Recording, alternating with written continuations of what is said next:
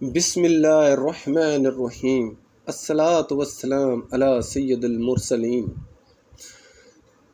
Urdu Islamic guider channel کے معزز ناظرین، السلام علیکم۔ جس شخص پر بھی یا جس گھر پر بھی جادو وغیرہ ہو، اس میں کم و بیش جو علامات پائی جاتی ہیں وہ 28 ہیں۔ ان 28 علامات میں سے چند علامات آپ کو اس ویڈیو میں آج بتائی جائیں گی۔ اگر آپ چینل پر نیو ہیں تو کائنڈلی حوصلہ افزائی کے لیے چینل کو سبسکرائب ضرور کرنا، اور اسی ہی چینل پر آپ کو جادو کی کاٹ کیسے کی جاتی ہے، خود سے کاٹ کیسے انسان کر سکتا ہے، اور جادو کے لیے کون سا عمل کیا جائے کہ وہ واپس اپنے کرنے والے پر لوٹ جائے، وہ اس پر بھی آپ کو انشاءاللہ ایک ویڈیو اگر درکار ہوئی تو ضرور بنا کر میں آپ کو دوں گا۔ 28 علامات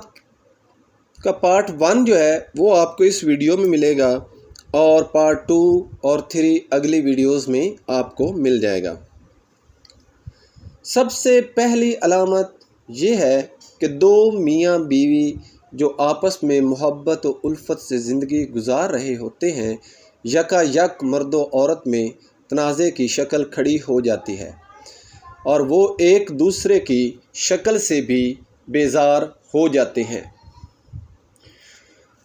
جادو کی جو دوسری بڑی علامت ہے وہ یہ ہے کہ عورت اپنے شوہر کی محبت میں فریفتہ ہوتی ہے، اور سحر یعنی جادو کر کے اس کو عورت کو برگشتہ کر دیا جاتا ہے، اور وہ شوہر کی شکل کو دیکھ کر جو پہلے اس کی محبت میں فریفتہ تھی آگ بگولا ہو جاتی ہے۔ تیسری علامت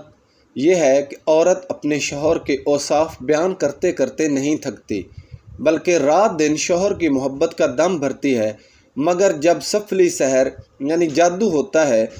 تو اس کے ذریعے اس کو اتنا بد ظن اور متنفر کر دیا جاتا ہے،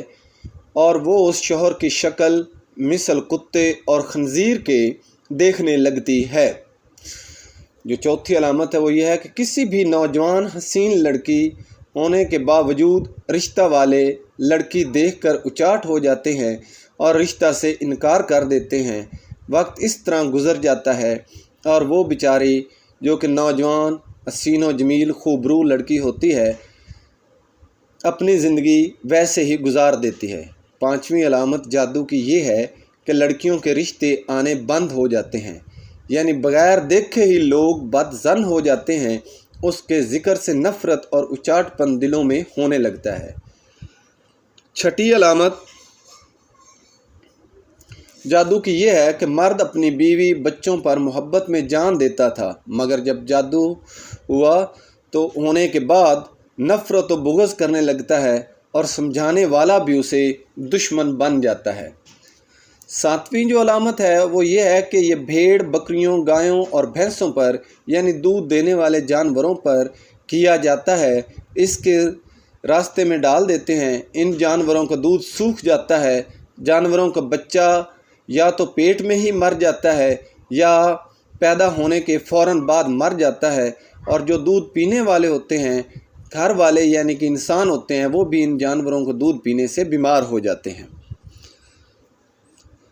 تو باقی علامات آپ کو انشاءاللہ پارٹ 2 میں مل جائیں گی۔ یہ تھیں پہلی 7 علامات۔